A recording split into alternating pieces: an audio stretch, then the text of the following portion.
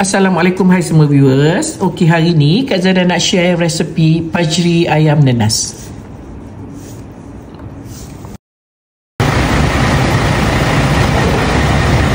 Dia tak boleh pula ni, saya tak boleh buat ni. Pertama sekali kita nak kena celut ni dulu.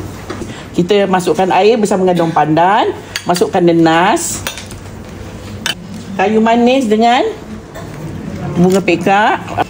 Kita nak masukkan kunyit serbuk.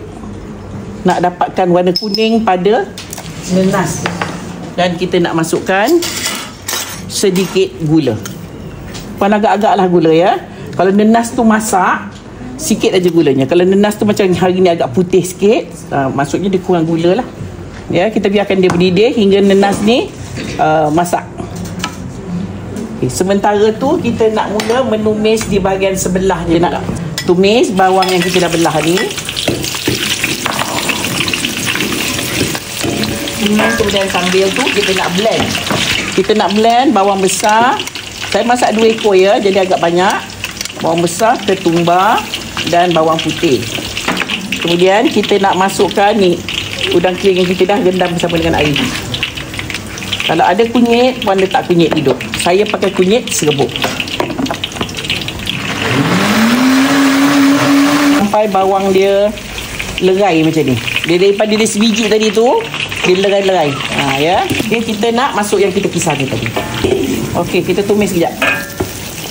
Okey.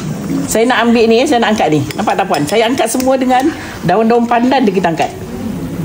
Ni. Dia bau sedap dah. Kita tak nak air dia. Ini rupa dia. Okey, saya nak masukkan lada kering yang diasing tadi ya.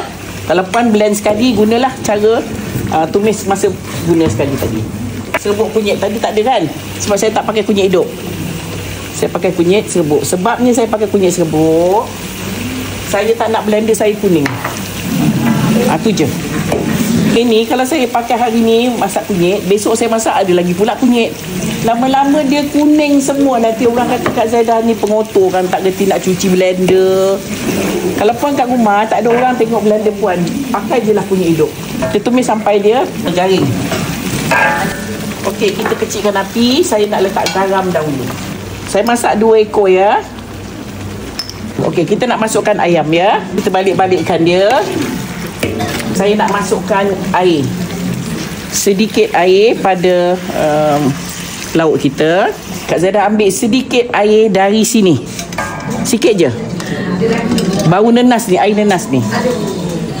Okey, so kita ambilkan sedikit airnya. Okey, balikkan. Kita nak masukkan santan. Santan ikut keperluan puan-puan. Puan suka lemak, ikut 200 ml. Kalau puan tak suka lemak, tahu ikut keperluan masing-masing ya. Okey, saya nak letakkan sedikit gula merah. Pajri dia kena ada manis sedikit. Lauk dia memang kena, of course ada manis sedikit. Okey, balik-balikkan sampai rata. Kemudian kita nak masukkan nenas ni. Kita nak keluarkan air manis nenas ni ya. Okey, kita masukkan terus. Okey, saya nak masukkan lada ni. Okey. Dah siap dah. Siap dah.